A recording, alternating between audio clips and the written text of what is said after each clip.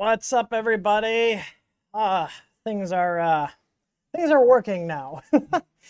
So I figured out the trick with the bot is you actually have to start actively streaming on YouTube. I can't just have it in like a unlive state.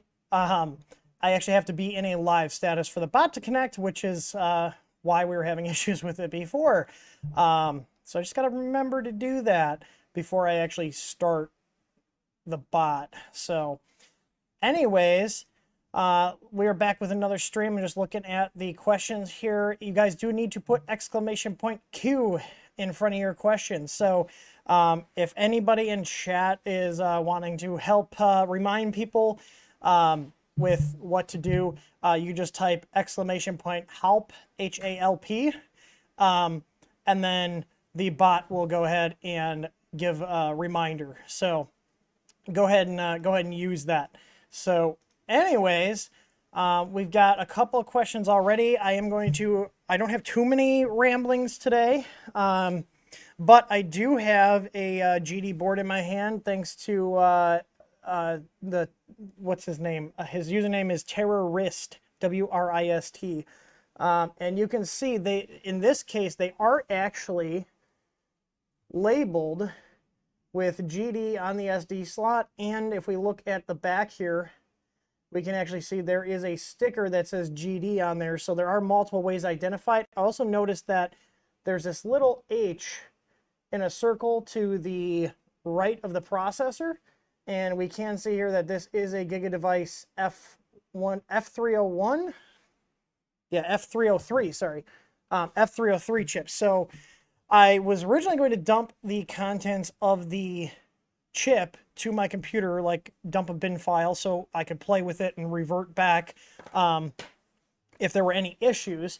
And surprisingly, it actually does not communicate with a standard ST-Link programmer. So like these little guys here, these are just little generic ones. You can find these online for, I don't know, $5 or $6. I actually have probably about 10 or 15 of them in a little baggie in one of my drawers, because we were originally going to start selling these little programmers for flashing the processors on some of the ANET printers, the E4 and the E5 series, but never got around to doing anything with that. But I do use them for testing, so I was assuming that we'd be able to read some information with that programmer from these chips, but it straight up will not connect. Which is really weird. I did find that GigaDevice themselves, the ones who make these chips, have their own tool, like software tool, but it doesn't also work with the ST-Link programmer. So it's interesting. You would think that they would have let that work or reverse engineered it enough for it to communicate with the ST tools, but it actually doesn't, and it does look like GigaDevice has their own thing, and going with the name of the theme of copying ST, theirs is called the GD link instead of the ST link. And you can't find them anywhere. So I'm not really sure what to do about going about actually like dumping the contents of this CPU. I have emailed Creality asking for the source code for this chip, but I'm sure you guys will be surprised that they haven't gotten back to me yet. So yeah. And the interesting thing is the chips that that Big Tree Tech was using were the GDF103s, which were the drop-in replacements for the F103 series, which is what these boards typically shipped with, was the STM32 F103.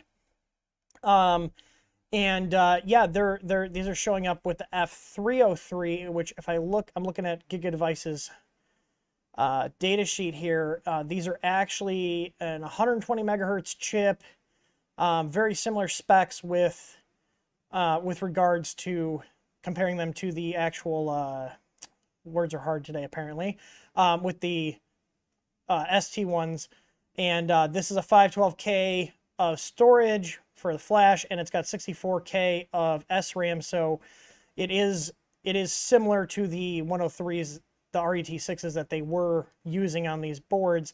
I did find here a GitHub queue or issue queue opened 5 days ago, and they're saying that the bug fix for Marlin doesn't actually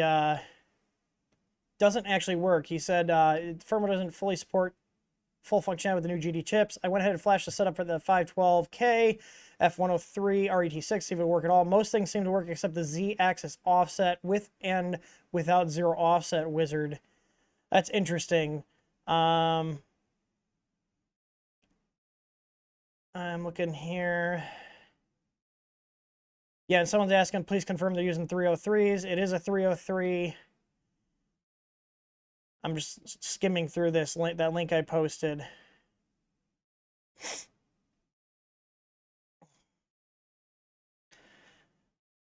I'm just seeing what's going on here. Yeah, 19 hours ago, Keith B. We either need to move on supporting these or close out these issues if they're still worry about a lawsuit from ST. I'm just looking here.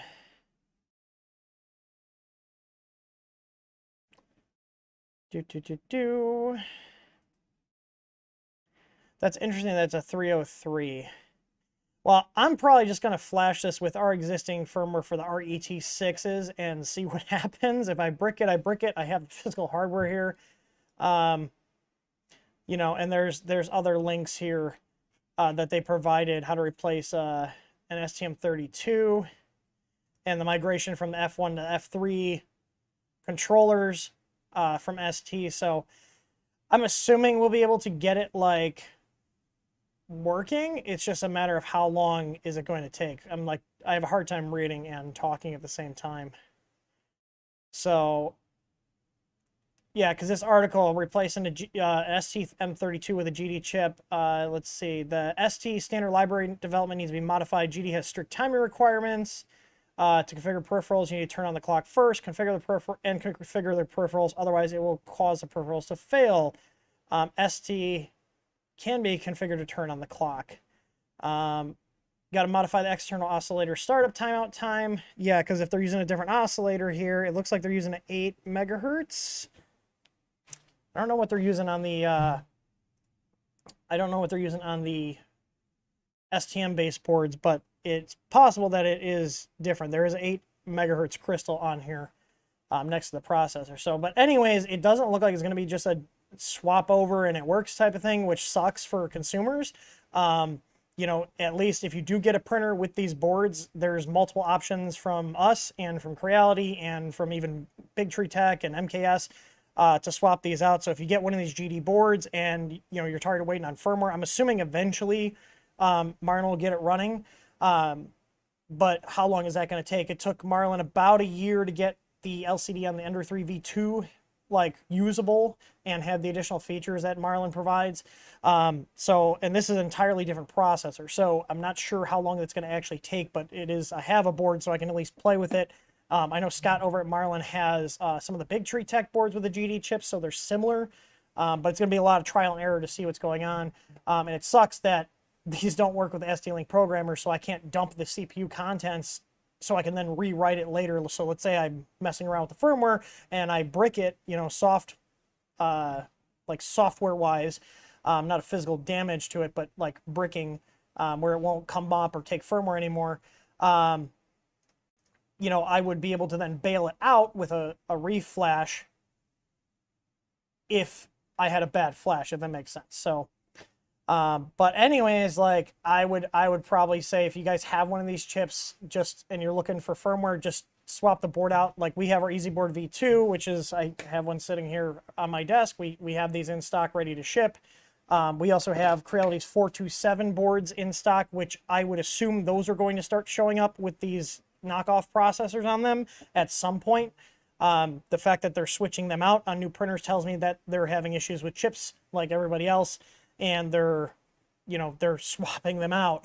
But for consumers, if you're just using the printer stock, it's not that big of a deal, but a lot of people modify their machine, and that includes modifying the firmware. And if you can't modify the firmware, one, you can't do improvements and update to a newer version of Marlin. Maybe you want some extra features that the manufacturer doesn't provide. Maybe you want to change out your extruder and it needs different E-steps. You need to reverse the motor direction. That's all stuff you can do in the firmware. The other thing would be if you're swapping out your thermistor to a different type, again, you have to update your firmware. And if this board with this chip is not supported, you can't do any of that. So really, these are just going to be kind of e-waste until they get supported. But by that time, I think people are just going to move on and replace it, because that's what I would do if I bought an Ender 3.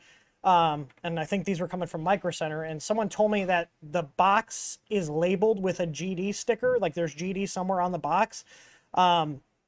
You know, I would be swapping the board out, but be aware of that, because I think our Micro Center was closing out the Ender 3 Pros for like $100, and as far as I know, most of the ones had these GD chips in them. So it sucks because, like, yeah, they do work, but if Creality was actually complying with the GPL license, they would be able to give us the source code to then merge that code into Marlin, to then get these chips supported. So they obviously got it working because they're shipping printers with firmware that works, but you can't get the source code from the data that's on the chip or even from the bin file. So I'm wondering, like, if I go and download the Ender 3 Pro firmware from Creality's site and flash this on flash that on the board, is it going to work? Because I didn't see any delineation on their site last time I checked that said, oh yeah, if you have a GD board, use this firmware. If you have a STM board, use this firmware. Let me see.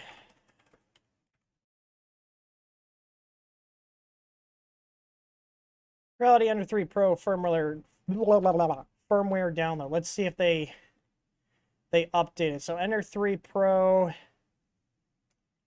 I'm on their official site, Creality 3D official. I'm looking here.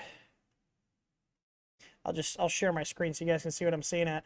Because it's a thing too, like if somebody wants to update their firmware, let's say they're buying like Creality's BL Touch Kit, you have to update the firmware.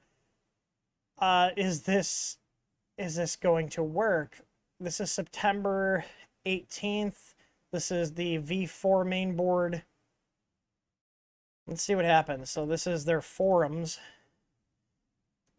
And this is just a bin file. This is not source code. Let's see. I didn't even know they had actual forums, but this is their link. I was trying to fix some with ShareX, but this is the link on their website. And do we have any firmware for the GDs? We do not. And these are all August 2020. So I'm curious, you guys think if I download, let's say I download the 422 firmware, like this would be probably what would be the stock firmware. Do you guys think if I flash this on here, it'll work? Because how many people are going to try to do that and brick the board? Let's see if there's any chatter in here. Ender 3 series. Weird print lines. I'm just checking. Let's see, GD32. Let's see if there's any hits on their forum for GD32. Nope. Oh man. Yeah, I don't think that's gonna help. GD. See if I try searching here. No, it's the same thing. So yeah, there's really not much out there. So yay. Anyways, so there's my little rant, if you will. Like I said, I know Scott's aware of the issue over at Marlin. I'm aware of it and going to be playing with this. I'll probably end up, I have a feeling I'm probably going to end up breaking it, but if you guys do have one of these boards and you want to update your firmware, the best course of action right now, in terms of just getting it done, is just replace the board. Like I said, we have the 427s in our store, and we literally open every single box, check what processor's in it, whether it's the 256K or the 512K, and we also make sure that they're actual STM parts. So if you guys buy a board from us, you're guaranteed that you will get the processor you order. Whereas if you order from anywhere else, you're basically just luck of the draw. Maybe you'll get it, maybe you won't. And I'll just show this here because we do carry Creality's boards in our store. And if you buy it from us, you do also get tech support. So that's something you don't really get from many other places here. So I got our store here. V4427. Come on, search. Why is my search slow? There it goes. All right, so here, if you go to our page here, you can see here we've got the 512, and these are in stock. So I've got both versions in stock. There's a $5 difference between the 512K and the 256K.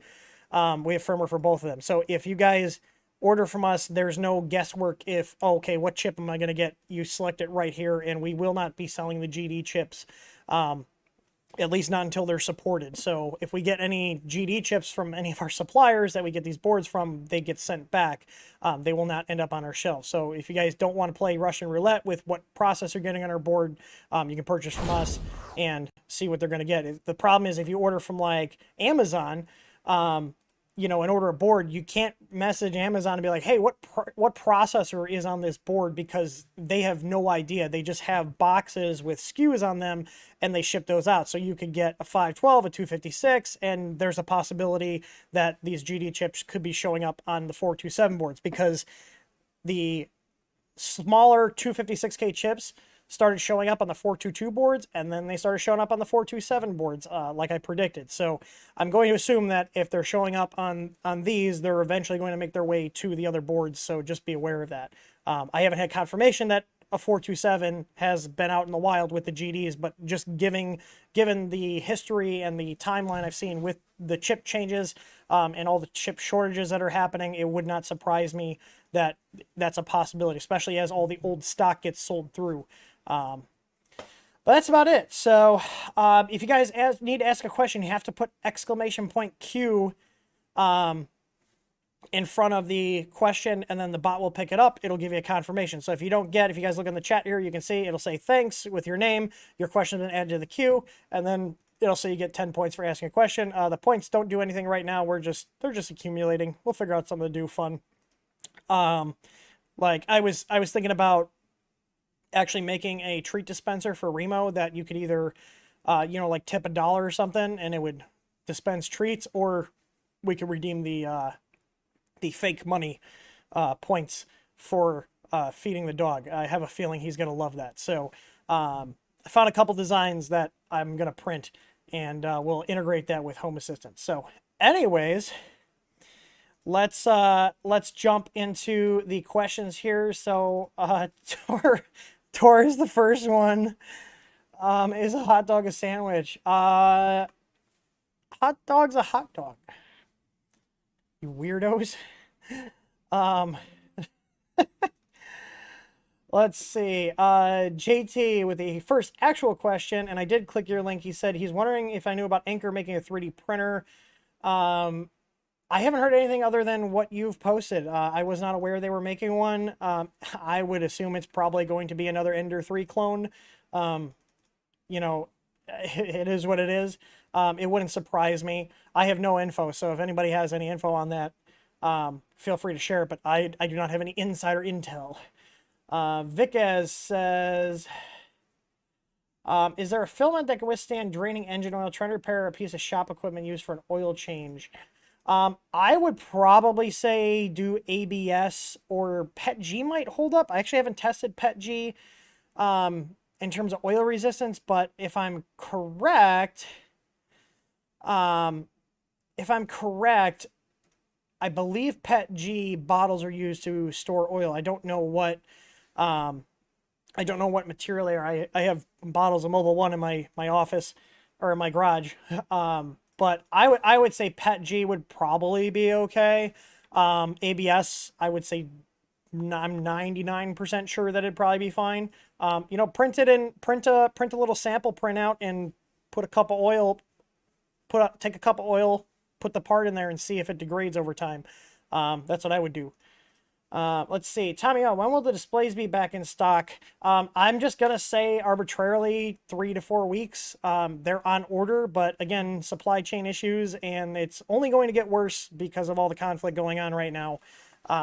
I'm actually kind of worried about things getting worse again because they were just starting to let up, and then, you know, Putin had to be an asshole and fuck with Ukraine. So, yay, more bullshit. How many of you guys are tired of living through all these, you know, historical events in like what, the last 2 years? I'm fucking tired of it. Like I'm so done.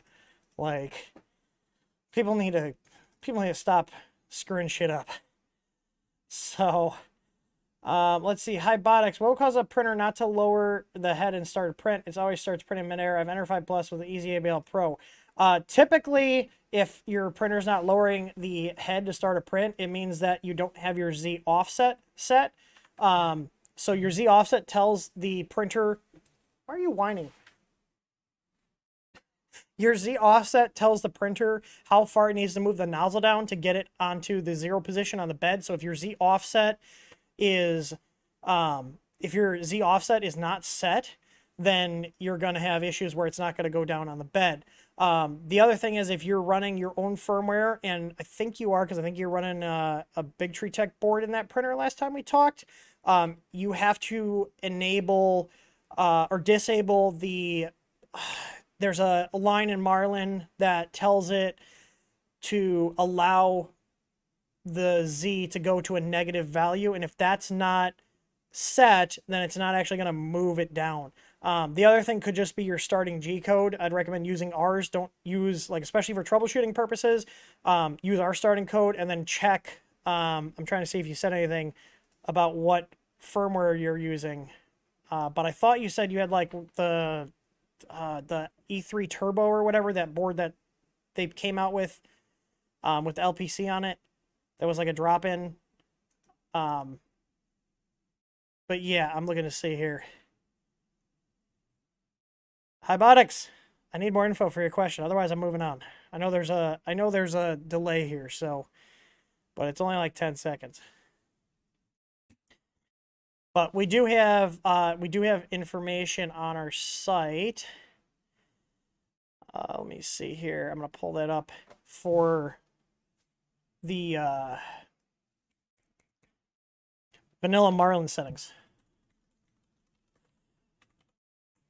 I had a brain fart there. Let's see. There we go. Give this a try and make sure you have all your settings correct. I think based on past streams, I think you're using a like just straight Marlin. So, but it sounds like a firmware setup issue. So maybe something got missed. I guess he's gone. But anyways, moving on. So Andrew Massey says, Chiron bed wiring finally did what you warned. It also fried my MOSFET. I have an aftermarket MOSFET, but I'm worried about wiring it up as there is also 2 other contact on the MOSFET for the signal. I'm not sure what you mean by the MOSFET for the signal. Andrew, can you post a picture in the Livestream's Discord chat? So I can see what you're talking about, and then I can circle back to that question there. But MB LJR in our Discord server. If you guys are not on the Discord server, there's a live stream channel. And I have that open while I'm streaming. He was kind enough to provide a picture of the box. I'm assuming I think he bought an Ender 3, and you can see right here, there's a GD sticker on there. So that's a good way to identify it. Now, I don't know if every single one of them are, but I appreciate that they're putting something on there so you guys can make the choice to avoid them or not. If you're planning on replacing the board anyways, and the printer's a good price, then whatever, swap it out. But yeah, so I'm going to leave Andrew's at the top here. So I have that for the Chiron, but I'm not sure what you mean by 2 other contact of the MOSFETs for signal. I don't know what MOSFET you're using, whether you're using the one we sell or someone else's. But let's see. Mike V says, I was able to, wait. I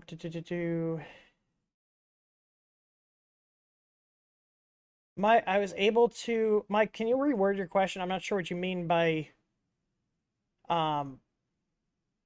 you had to rewire your EasyABL Pro to the servo pins.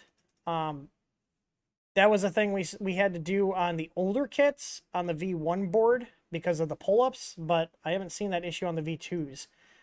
All right, hang on. Let me get rid of that question. Okay. Michael Britton, is a printer featured in your ABS recommendation video in A8 with aluminum extrusions? That was my first like printer that I built. And yeah, that's an ANET A8, only in name. It started its life as that. The only thing that's left on there are the lead screws and the smooth rods. But that is the AM8 conversion that came out, God, I think 3 or 4 years ago. But it's actually been a really, really good printer since I did the updates on it. So, Emerson, I see Emerson asked a question. It said it got it, but it didn't put it into the queue. I don't know why. Why is it not showing up in my file here? That's weird. Let's see, but I'll just answer your question really quick. If we're coming out with a printer kit, if we did a printer, it would not be a kit. We would be doing something that's, you know, basically fully built, if not completely fully built. So, let's see, 3D print experience. Are those Creality tetanus closures suitable for ABS printing? Yes, they are. I know people have been using them. It's just not something I would use for long-term use, just because it's a fabric. So, but if you're just occasionally printing, ABS, they're not a bad idea. So, but if you're regularly printing ABS stuff from like Printed Solid, I have their enclosures out in the farm. I have custom ones I built for my Kia cabinets. I don't do that anymore because it's too time consuming. But yeah, they'll get the job done. I think Tor has one of their like grow tent enclosure things. So, all right, Dude Blight says, I'm Ender 3 Easeboard, meanwhile power supply. It's been so dry lately, there's a lot of static electricity, which causes the printer reset when I touch it. Anything I do to fix it? You can try to ground the printer frame itself, so run a wire from the ground terminal of the power supply, not the negative line, but the earth ground, and attach that to the chassis, because it doesn't really get a very solid ground. Why are you whining? What? Why are you whining? Do you need to go outside? I just let him out. What? Why are you whining? What? Can I help you? Being so needy. But yeah, I would try grounding out the printer frame. The other thing you could also do is just touch like a light switch, not the cover, but like the screws that hold your light switch before you mess with the printer. But yeah, if you're getting that much static electricity, that's really bad. We actually had not issues with printers resetting, but just static shock in general, and in our print farm, and we ended up just putting a I think he wants a treat because he's nosing the bag of treats that are over here. But what was I saying? So we had an issue with that in our shop, and then I actually got a big humidifier, and the static electricity went away. So if you're getting that much of a shock, your air is probably really dry, and adding a humidifier would also probably solve the static electricity issue. So basically the drier your air is, the more prone to static electricity shocks you're going to get. So let's see. Michael is asking, are any other users reporting Z offsets not being applied to the latest TH3 firmware on the Ender 5 Pros? After setting, it seems to be ignored when bed trimming and printing. No, I haven't had any reports of that. I don't know what would be causing that though. But in general, if you're having weird issues where it's like, because that's saved to the EEPROM on your printer's board, if it doesn't have, if it's like not saving the settings, or it doesn't look like it's applying, do a M502 and then M500, which will reload the factory defaults for the firmware, and then M500 will save all those new settings back to the EEPROM, so it'll kind of reset it. Sometimes the EEPROM settings, especially if you're going from an old version to a newer one, they can get corrupted or weird and do things that you don't expect it to do. That's assuming that your EEPROM is working too. So it could be an issue with your board where the EEPROM chip might not be working. So one way you could do that, and I've tested this before because I've had boards come with bad EEPROM chips on them, is change like your X, Y, and Z steps to like 999, something ridiculous and obvious. Save that, power cycle the printer, and then see if those settings stick. If you fire it up and the settings don't stick, meaning you go back into the settings and those new values you put in are not there, then that indicates that there's an issue with the EEPROM chip on the board. And it could be either like some boards, like I think they have a dedicated EEPROM on these Creality boards. We have a dedicated EEPROM on our Easeboard V2. On the V1, the EEPROM is part of the processor. But either way, if it's not retaining those values in general or any EEPROM values, then that indicates there's probably a problem with the chip.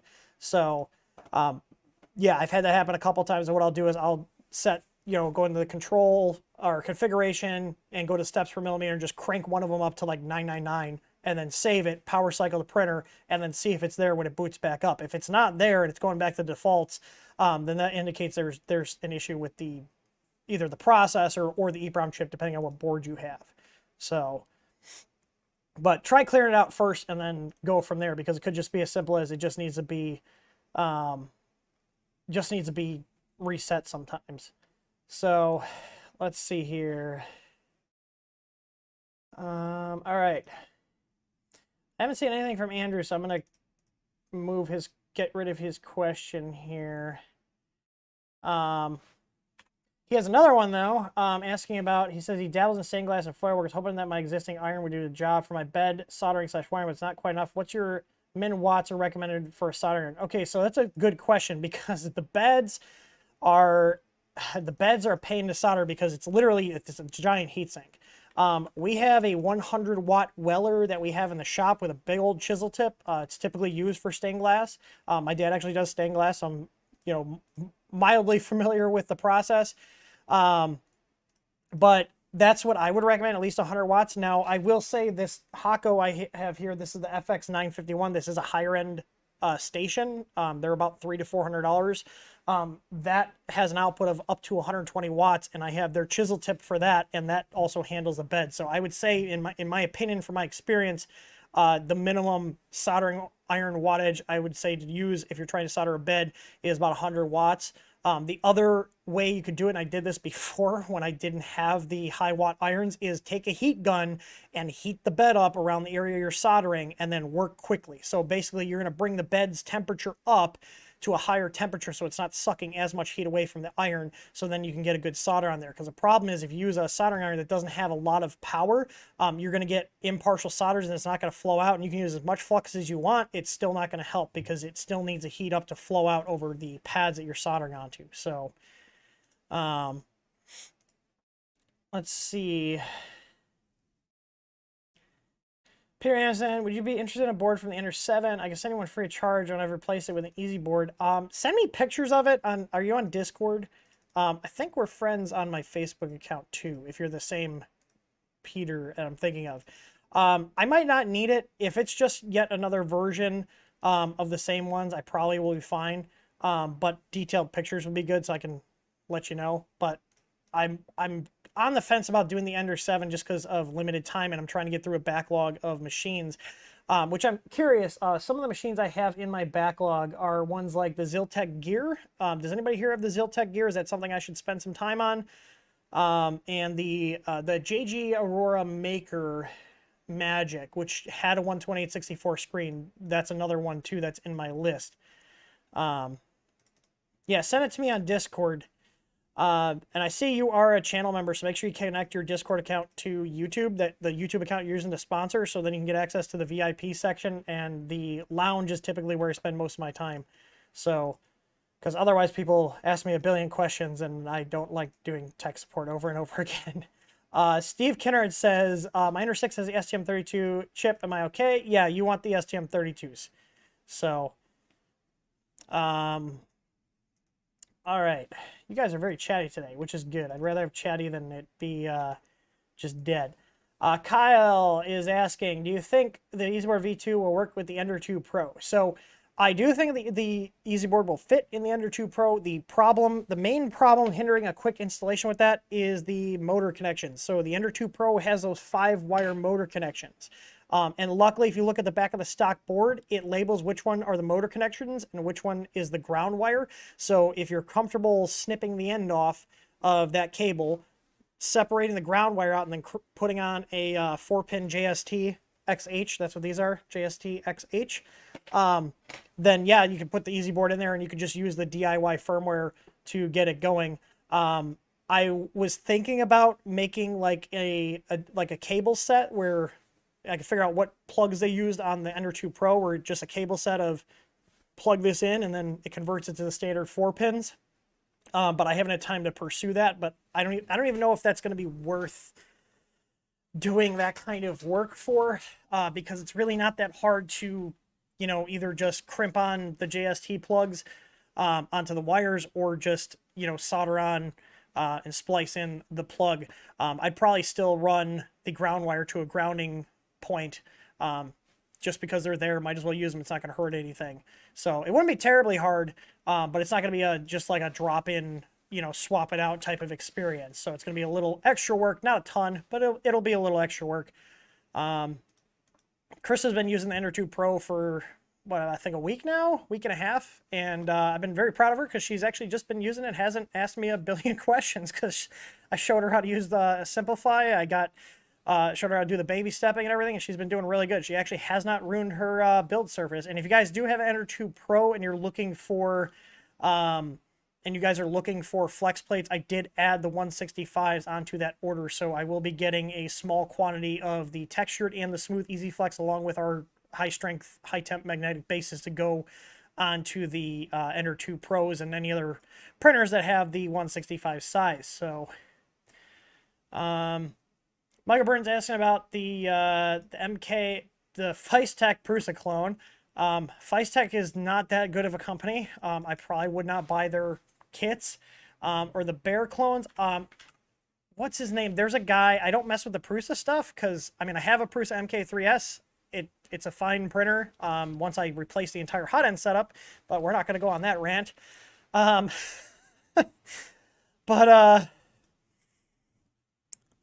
yeah, no, there's I think it's Chris Warkaki, is the guy that messes with a lot of those Bear conversions. I think if you just search Chris Warkaki on YouTube, he has a lot of videos and contents on building them. Let's see. But yeah, I don't like giving, I'm not going to like give advice on stuff I haven't messed with. I'd rather be honest with you guys. But yeah. Let's see. 3D experiments. I'm using a Creality 128/64 screen on my Ender 6 and Ender 3 V2. Will the same screen work with big BTT, MKS, Feistek, TH3, etc. boards? I want to standardize the farm on one type of screen. In general, yes, the Creality screen will work on a lot of them. Our boards, yes, they'll work on. Creality's boards, yes, they'll work on. A lot of the big Tree Tech boards, they should work on, and even the MKS.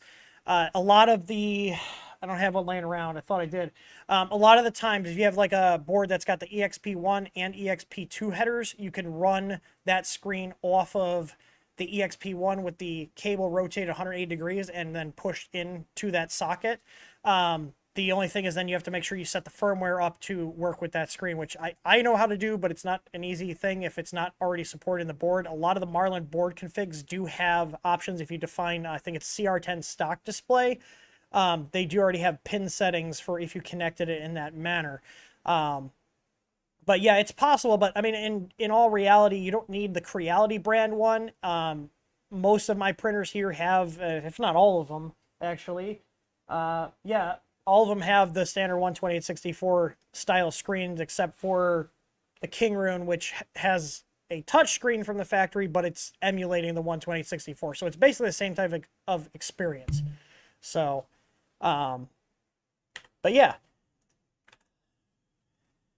Julio says, I just purchased, let's see, I just purchased another Easy Pi and plug for my second printer. I could not open two Octopi pages. Old one was a V2, new is V5. What's the best way to open two versions of Octopi so I can have two cameras and two Easy plugs? I'm not sure what you mean by that. Like, what do you mean by V2 and V5? Are you talking about in your browser window? It won't let you open more than two? I mean, we open multiples at our print farm, and even me here. So, I'm going to leave that at the top, and I think you're still in the chat. So, I mean, I'll even show you guys here. I mean, we've got...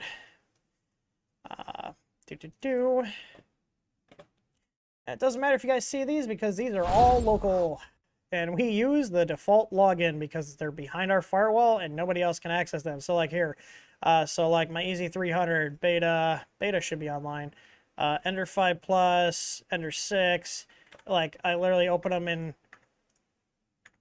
different tabs and they all come up like just fine. So... And I got updates. Yeah, we'll update later.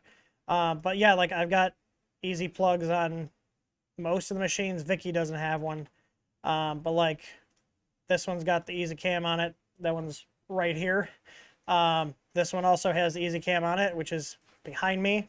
The Ender 3, I think this has an old Logitech one on it. Yeah, it's not even aimed, but this also has, this isn't on Easy plug. This is on a, what is it? There was like a strip outlet I bought from Kmart years ago, and it hasn't died, so I just keep using it, but it's running Tasmota, so I can use it. Is this what you're talking about? Like you can't do what I just did here? I'm going to turn these off. And just watch like that. Boom. We're off. Let's see. Oh, that's a good one. You need to use the IP address. So yeah, okay. So this is actually a good one. And let me see if I have any of my machines that aren't already set to a different host name. So by default, if you have one Octoprint install on your network, you can just go octopi.local in your browser and it will translate that via DNS lookup with your router to the IP address. Now, if you have multiple Octoprint instances, which we do, I don't know if you noticed that, that's our internal wiki that I pulled up. But I have all the IP addresses listed. And I'm checking to see here. Okay, so this is a good example. So I just connected in. I'm going to go ahead and just start over to show you guys the process. Yeah, so it mirrors the same way you have. So it's a DNS issue on your network because they have the same host name. So I use Putty, and that's just an SSH client. So you're going to put in the IP address of one of your Octoprint instances. If you don't know the IP address, it will show it on the printer screen when it starts up. So if you restart the Pi, connect to a printer, it'll show the IP address. So for example, I know Vicky is on 172.16.204. That's my local IP address. And I hit enter. If you haven't connected via SSH to your Pi already, then you will get a prompt asking you to accept the certificate. You just hit OK. So I'm going to log in. If you're using our image, the default login is Pi for the username, and then capital EZ, capital P1.SSH. Hopefully I didn't fat finger that. I think I did. And that's all documented. Look at me failing. There we go. Third time's the charm. So, to see if what the host name is, so you can see pi at octopi. Now, we can change this. So this printer's name is Vicky. So if I want to access it by vicky.local, I can do sudo raspi-config, and it will ask you to go ahead and reconfirm. So it's the same password we entered to log in. And then you get a config option here.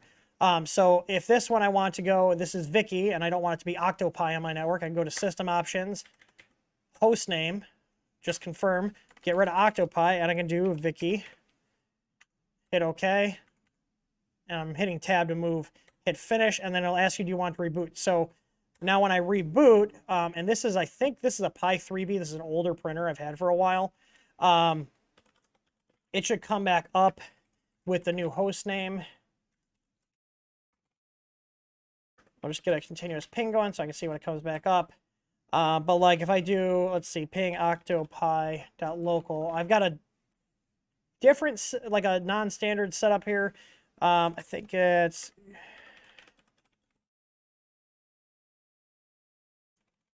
it might help if I spelled it right. Octopi.local. Okay, so my octopi.local resolves to 201, which is my Ender 6. So let's see if this works. And there we go. It's an IPv6 address, but that's fine. So vicky.local. There we go. It's not, it has no idea. Vicky. I think that's my local. There we go. So you can see there. So I have my DNS or my DHCP server set to hacknet.local.lan for my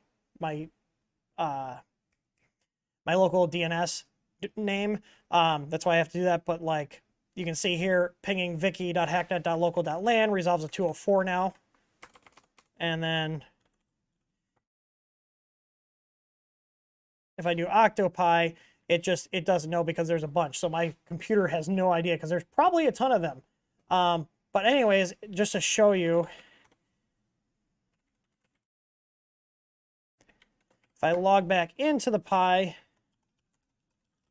it should say Pi at Vicky, which it does now. So that's how you change the host name, and that's what determines what it's accessed by. I would recommend just like what I have here is I actually have all of the Raspberry Pis.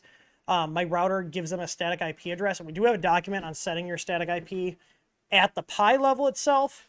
So it doesn't ever change, but I just prefer to do it on my router because I'm using Unify system. It's really easy to label devices, and like I know that was labeled Vicky if I go into my device list on my Unify router, even though the host name was not set to Vicky. So, but the main thing is you need to change the host name on both of those Pis. So if you can get into one, SSH into the first one, figure out which one that is, whether it's, printer 1 or printer 2, change the host name, reboot it, and then at some point, depending on how your DNS is set on your router, it should eventually resolve the octopi.local to a different one. But my thing is I usually just set the static IP address either on my router, I do it on my router here, I have done it on the Pi itself, but the thing is, if I reflash the SD card, the static IP address assignment is gone, whereas as long as the board, the physical Pi board doesn't change, if I'm doing the static IP address from my DHCP server, even if I reflash the SD card on that Pi, as long as the board itself doesn't change because it's got a unique MAC address,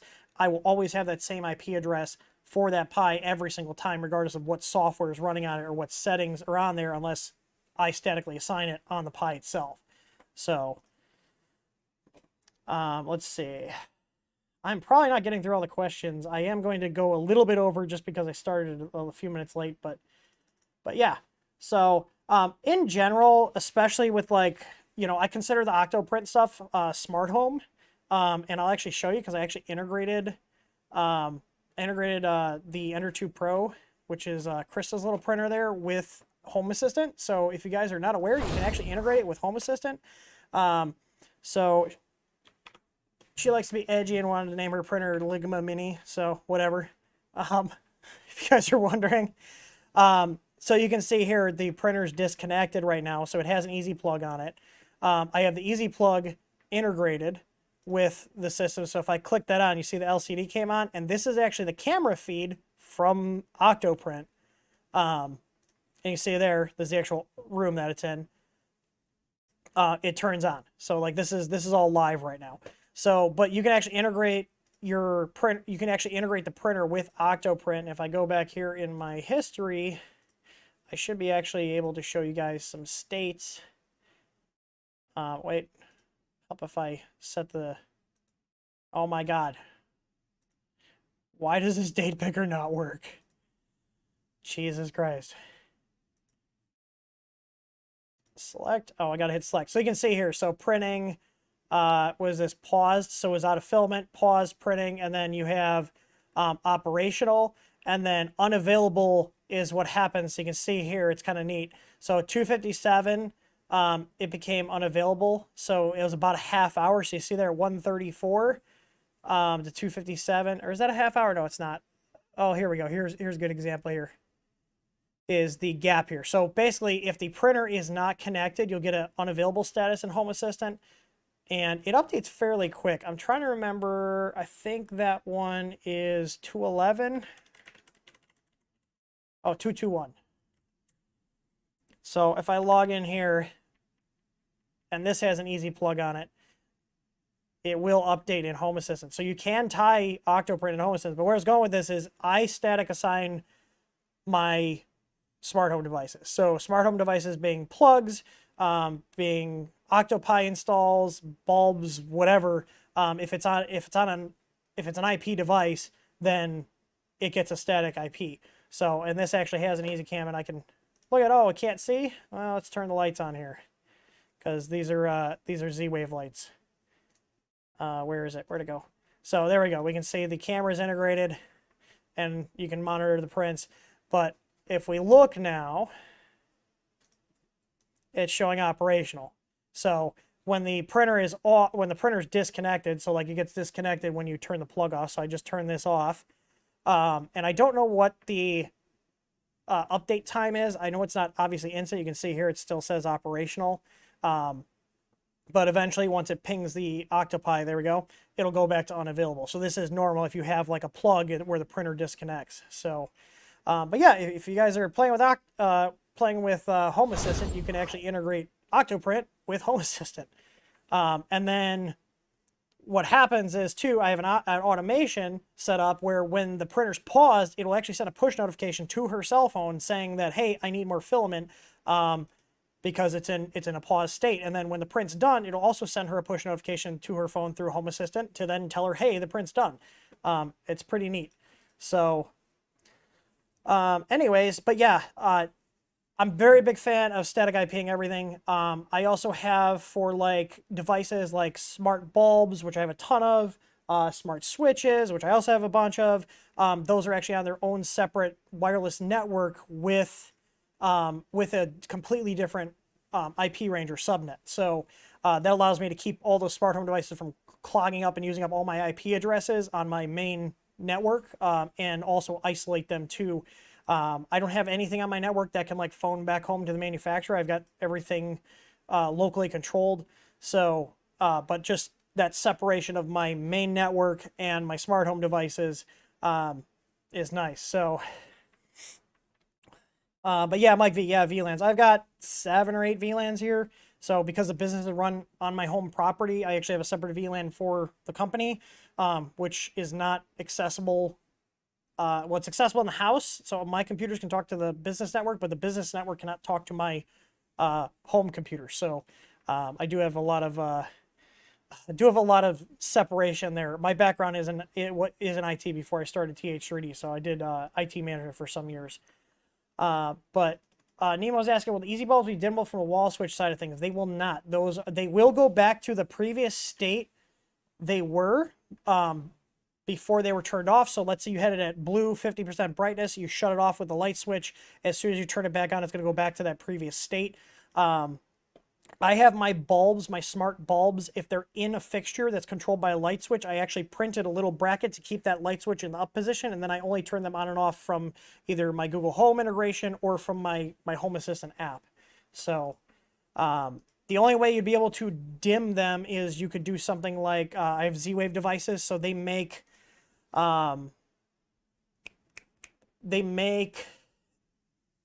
a battery-powered switch. Zeus is a company. I actually have got to put a new light switch in. One of the relays in mine is given out after 3 years.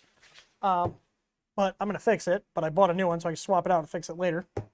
But anyways, Zeus makes battery-powered Z-Wave switches. So if you had a Z-Wave network, and this all then assumes you have like a home assistant setup, you could have that Z-Wave battery-powered switch dim or turn on and off that light. So yeah, so like for example, in my theater room downstairs, I've got 2 dimmers, and I wanted a switch by the door, and I didn't feel like pulling power or running wires, so I just got that little Z-Wave switch, and when Home Assistant sees me press the bottom button, it turns the lights off. When it sees me press the top button, it turns them on, and then if I press and hold, it starts dimming. So you could do the same thing. So it's a lot to get set up at first. Once you do it a couple times, it kind of comes naturally, but basically everything here all talks back to Home Assistant, and it's my single point of contact for all of my my smart home devices. So basically, if something doesn't integrate with Home Assistant, I typically will pass on it. The only devices I have that don't natively integrate with Home Assistant are my Nest smoke and CO2 detectors. And to get around that, I have a sensor, because they all go off at the same time. I have a sensor, a Z-Wave battery sensor mounted next to one that detects the smoke alarm sound, and then can go ahead and send me alerts that the smoke detectors are going off and turn the lights on. So basically in my house, if the smoke detectors go off, all the lights come on, my phone gets blown up with push notifications saying the smoke detectors are going off, they're going off, and I also get emails and everything. So it bugs the crap out of me. So, let's see here. 3 Jeff, I just checked my Ender 3 Pro box. It's from Microsoft. I didn't see a GD sticker anywhere. Should I assume it is a GD board? I would say probably not. But open it and see. So, but like I said, if you guys are getting Ender 3s for like a good, if you're getting Ender 3s for a good price and you're planning to replace a control board anyways, yeah, it sucks because then you got a paperweight for who knows how long until firmware's out for it. But you know, $100 for an Ender 3 is good price, even if you gotta swap the board out. That's just my opinion. Emerson, do you have any intel on where I can find a Pi Zero? I am having the same issues getting Pi boards as you guys, probably even worse because I buy stuff in bulk, and it's hard to get them in bulk right now. Remo's hitting the bells again, so let me go let him out really quick. I'm going to keep going, though, so be right back. You go outside? Yeah? Go potty? Yeah.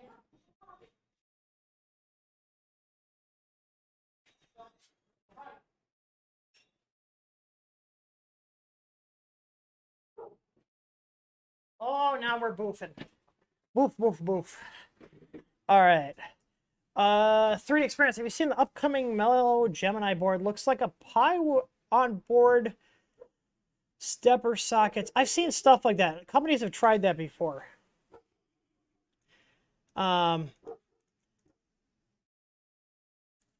Yeah. Let's see. I'm Googling it right now. The Mellow Gemini board. It's 64-bit. Is this it? Gemini? It's got a weird processor on it. I mean, hey, if they have software that works, give it a shot. I haven't heard any real bad issues with Mellow. I haven't used any of their boards. It's really weird. They're using an ST processor on there. How are they calling this 64-bit? Unless they have... Oh, it's 2 chips. Okay, so they have like a... This is what they're doing, because I was wondering. Remo! Oh, he can't hear me. He's barking like crazy. We've discovered our barker in the last couple months. So, yeah, so they're saying it's a dual chip. So I was like, where's the 64 one? So it's probably under here. This is probably like some either heatsink or just like an isolation thing. Because I was like, that's an ST processor, which is a 32-bit processor. So, but they're probably using this to interface with all the other parts. Probably due to timing and stuff. It can be really weird. It's kind of like what Clipper does, where you have the Pi processor and it talks to the 32-bit or 8-bit microcontroller, and all this microcontroller does is provide interface between all these devices and peripherals, and the processor then sends all the commands, and this just executes them. If I remember correctly, it's done that way, and that's a good way of doing things because... okay, I gotta let him in. He's going nuts.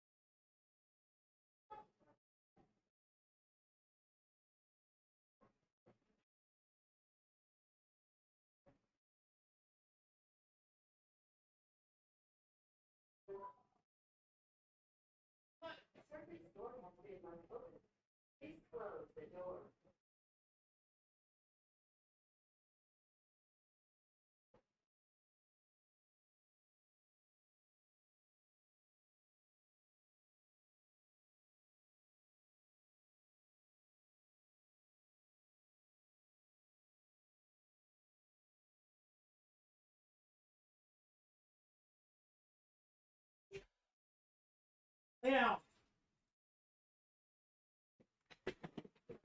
he would not come in. It's nice, but it's nice outside, so he doesn't want to come in. You little shit. I don't know. Maybe we're not going to get a dingo stick today because we're being a little pain in the ass. Anyways, God. All right. I am going to start picking and choosing questions, just so I'm going to see if we can get through this. Dan Adams, how tall are your solid bed mounts? I have one here. I thought I posted. I thought it's on the product page. It's on the product page. I thought we put all that on there. Let me see.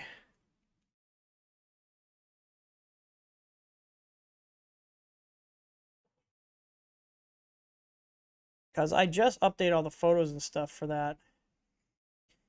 Let me see.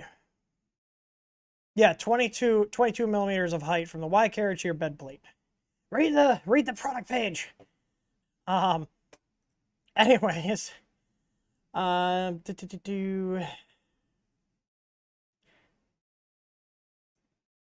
JT, thinking about making fixtures for machining parts. What do you believe is a good material for that? I'm not a machinist, so I can't really provide accurate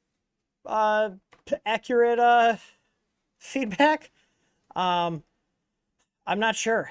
It really depends on how strong you need to be. I'm assuming fixtures meaning, if I'm correct, that's like stuff that holds the part in place while it's being milled.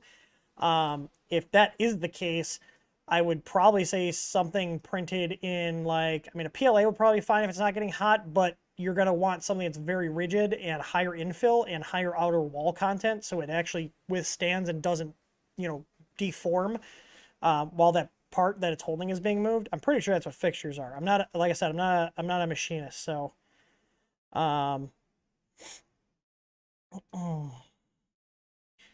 Peter says, check Discord. I have a picture of the Ender 7 board. Andrew Osmond, am I doing firmware for the Ender 3S1? I'm going to try. I have one here. That was why I bought it. Let's see. I'm going to kind of rapid fire through these questions here. Emerson is asking about Clipper some love. I want to mess with Clipper. The thing is, I have a lot of stuff going on to be able to delve into that. I'm trying to get caught up with back printers here. Justin Ibel is, check out the MKS Robin Nano V3. Looks like a good replacement for the SGN LV2. I will. I was looking at trying to get another board like that because I can't get the Gen LV2s, and it's sad because they were actually pretty good boards. Like we had 0 returns or 0 warranty claims on them. So, But I'm looking at the Robin Nano V3. Looks like a STM chip on there. Decent brand MOSFETs. I mean, basically what I expect from MKS. It looks decent. I wouldn't say it's a drop-in replacement for the SGNL, but it's close. All right, let's see. Maniac, I'm having issues with hot end screen my info enter 3. Everything's calibrated. Thoughts? I would check mechanical issues first and see what's going on. If you're using an ABL system, you also might want to see if your Z offset's too low, because if you smash, how can I explain this? If you smash the first layer, it kind of throws off the rest of the layers for a little while, and that can cause dragging. So, Pab TV, what suggestion do you have to address stringing? First, lower your print temp by 10C. 2, if it's an older roll of filament, try drying it out. We do have an article in our help center, which you can get to by going to support.th3dstudio.com and just search filament drying.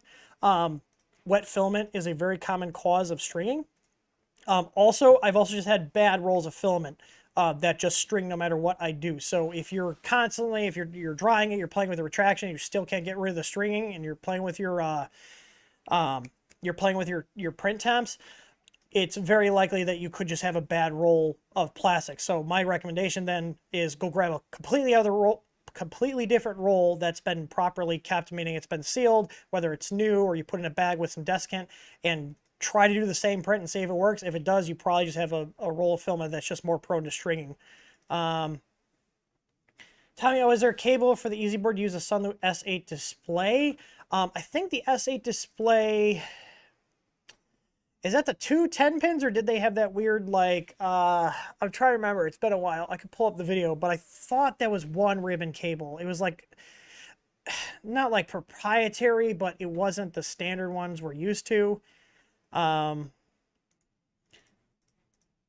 I think, I mean, I don't have an adapter for it. If you figured out the pinouts for the display, because it is a 128/64 display, if you found the pinouts for like the data lines and the power, you could just use DuPont jumpers to jump over to that and then use the DIY firmware. I've done that in testing when I was like developing the adapter header. So like the CR20, for example, has 2 EXP1, EXP2 headers, and to figure out the proper pinout and pin assignment to go from their screen to the board, I use the little DuPont female-to-female jumpers, go from the LCD to that. And to determine what pins are what on the actual LCD itself, you can refer to the pin file for the stock board to determine what pins are what. So like your LCD is going to have a few pins for it. I'm going to pull that up just so I can give you kind of send you in the right direction. It's not something super easy, but it's just more locating all the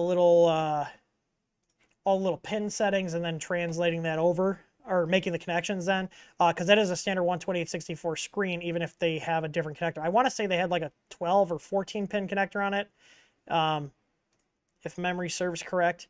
I am looking through code right now, so if I get quiet, if I'm like kind of staring off, like zoning out, it's because I'm doing something on my PC here. So let's see, ramps. I think the Sunlow is in the ramps one, or is it just straight up a ramps? They might, I can't remember what board definition, but for example, if I go to our Easeboard pins file, just because I'm familiar with it, for example, the pins you would need to drive that LCD, which it would use the stock display setting. So you would have the beeper pin, which optional, but you have your RS pin, your enable, and your D4. So if you could figure out what pins are the RS, enable, and D4 on the screen, that's your data lines to actually talk to the LCD and get it to show things up.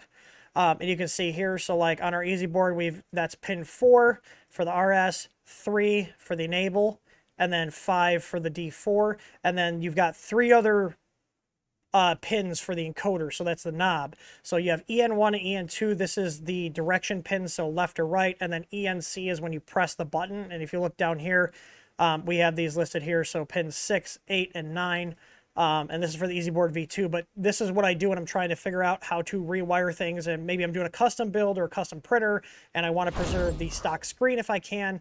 You can literally take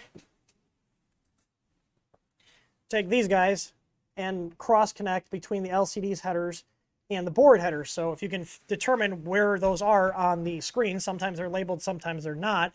And if they're not, you basically got to kind of reverse engineer the pinout based on how the stock board is connecting to that screen. So not something I could guide you through because I don't have that printer, but it's not impossible. You know, a lot of the things that people ask questions like, oh, can we do this? Can we do that with this printer? The answer is usually yes. It's just how much time do you want to put into it, and you know, do you have the skill set to go through and make it happen? You know, I can do that kind of stuff, but even I am just like, at a certain point, I'm just like, I'd rather just swap the screen out instead of having to mess with all these connections. Let's see.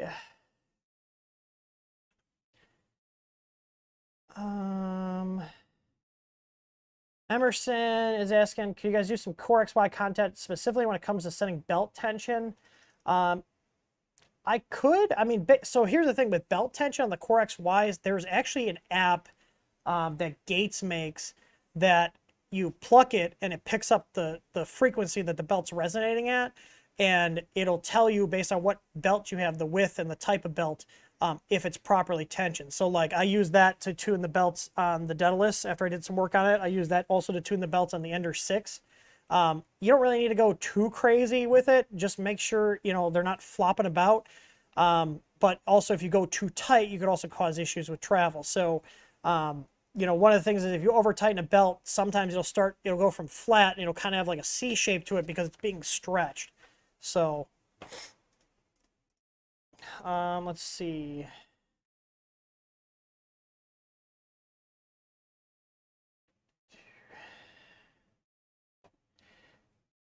Mike V. Okay, Mike V, he said something about the Easeboard V2 with his EasyABL Pro. He said he rewired it to the servo pins. That's interesting. So what can make the EasyABL not trigger is usually too much resistance on the lines because it has an opto IC that pulls that signal level down. I think we have that setting in the V2 one. It really doesn't matter what pin you connect on, but if you have like wires that are not making good connection or they're just crappy wires, then that's also going to add resistance on the line, which would then cause problems. Now the end stops on most boards and our board, they have what are called pull-up resistors. So they bring the signal level up to, like, example, 3.3 volts on like our Easeboard and most other 32-bit boards, it's 3.3 volts.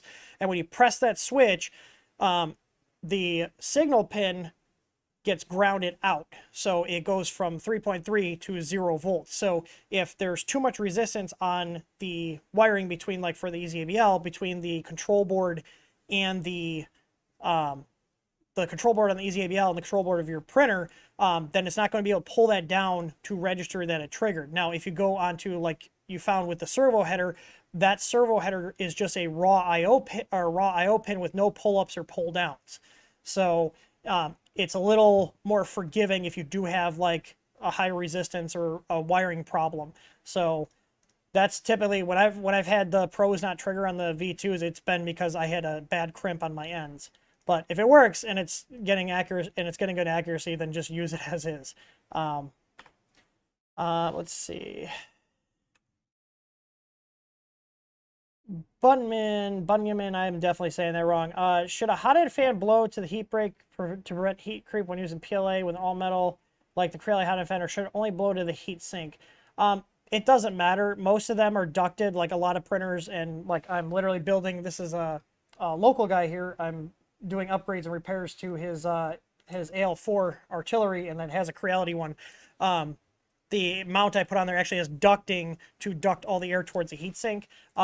In my opinion, it'd be better with the heatsink. If you're getting heat creep, then it's an issue. It could be an issue with your fan.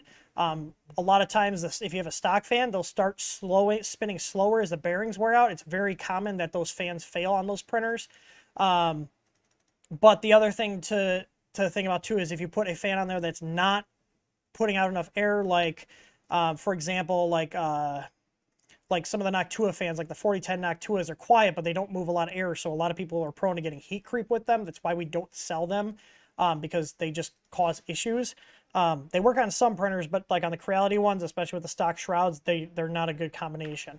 But when you pull the filament out, if you're getting heat creep, then the filament will be really bulged as it's getting extruded, and it stops because heat creep, the heat is going up from the heater block up into the heat sink, so it's causing it to get soft before it should, and then it bulges up and it just fails to feed.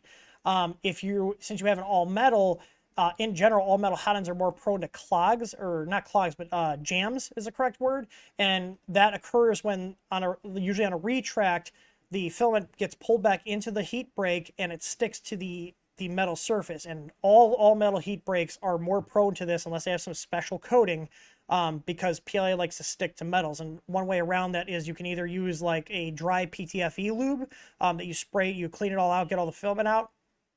What the hell was that? And then that'll prevent it from sticking, or you can use what's called a filament oiler, and then it'll kind of season the hot end. And I use oilers on the all metals if I put a new one in, and I use canola oil, and that will then season the hot end, kind of like how, what's the analogy? Oh, like a cast iron pan type of thing. So I am kind of losing steam here, so please don't put any more questions in the chat. I'm looking if there's any other quick ones. JT, have you thought about selling pre-crimped slice engineering PT1000s? Those wouldn't be a bad thing to get in, but they've been out of stock on them. And how do I stop people from hacking into my Wi-Fi through my Raspberry Pi when I use Octoprint/Clipper? Is your Pi broadcasting its own SSID? If it is, you should probably look into their settings and shut that off, or put a password on it. I haven't messed with, I know there's Clipper people in here. Is that a thing with Clipper? Like it broadcasts its own SSID? Which is weird. So, but I am going to wrap this up in a sec here. Sorry, I'm kind of all over the place. I should have drank more caffeine today. I haven't had much. Sean is coming in, which is why Remo is losing his shit. Remo, enough. He's just in a barky mode today. Oh. Anyways, let's see. Andrew uploaded to Discord. Andrew, I'll ping you on Discord to sort out your MOSFET wiring.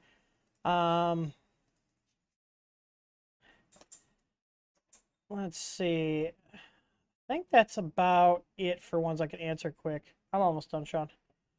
I'm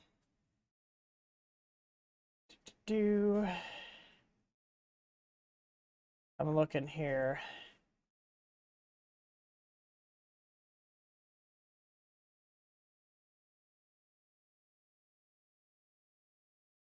All right. Okay, Julio Reyes. I'll answer this. This is a pretty quick one. I installed Easeboard V2 on my Ender 5 after homing about 1 minute of just being idle. Bet will drop. I do have an older rod. Can the firmware make the Z motor always be on?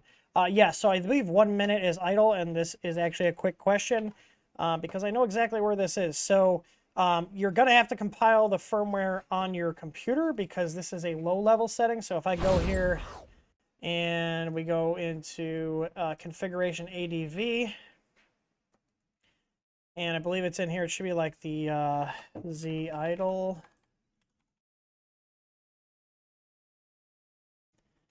Trying to see hot end idle timeout. There is an idle timeout setting. Or maybe it's in the config. Hang on. Motor current. I want to say it was in the configuration advanced, but I could be wrong. It's been a while since I messed with it because I set everything to what I prefer and then just leave it there. I believe it's somewhere in the configuration ADV. Oh, you know, I think it's like disable steppers. I think that's what they call it. It's not like an idle thing, but it's like disable steppers. here we go. Right here. So idle stepper shutdown. So in our firmware, it's 2 minutes, 120 seconds. And then here, disable inactive X, Y, Z. So here you go. So you would just go in here and define disable inactive Z. You can go here and change this from a true to a false, and then that will exclude the Z motor from shutting off when it's idle. So once it hits idle time, and then it'll just shut off. Now here, this is interesting. I just noticed this note here. So you can do the deactivate time is actually configurable, it looks like, with M18 and M84. So if we look up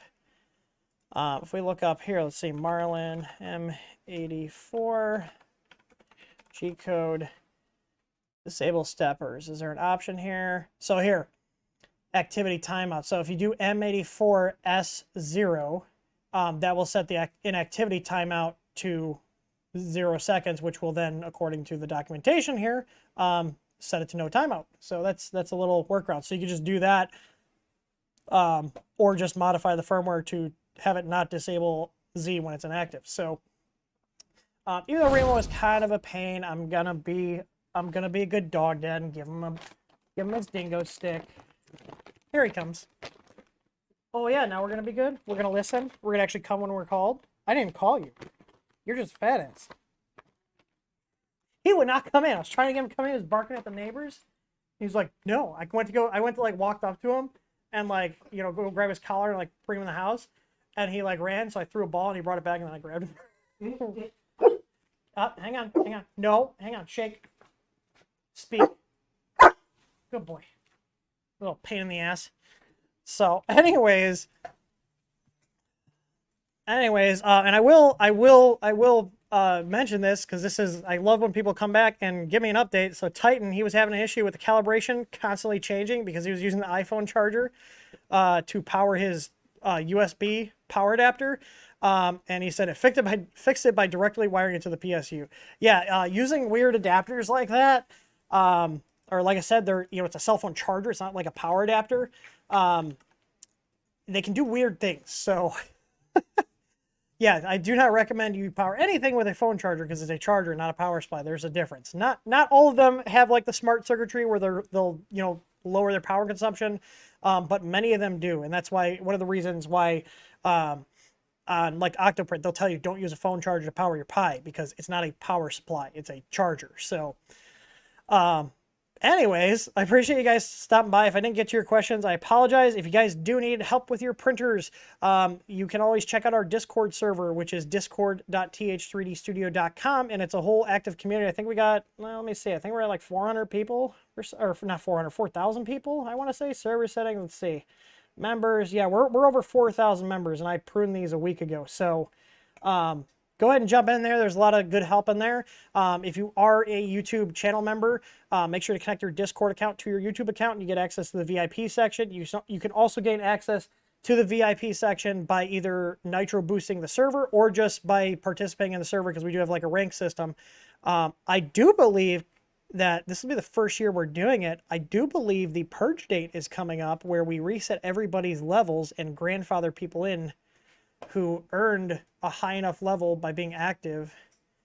And just for funsies, I think we made it on the day that the purge takes place in the movies. Yeah, so March 21st, I have a note here recurring every year. March 21st, reset the TH3D Discord XP. So I will be doing that March 21st. So, and then basically what I'll do is I add everybody that has the high enough rank. We'll create a new role. So there's one right now called Purge 1, which is the first time we reset the ranks. Purge 2 will then get applied. And then, so basically your grandfather in, so you don't lose access. But anyways, appreciate you guys stopping by. I hope you guys learned something. And as always, happy printing. I'll see you guys on the next one.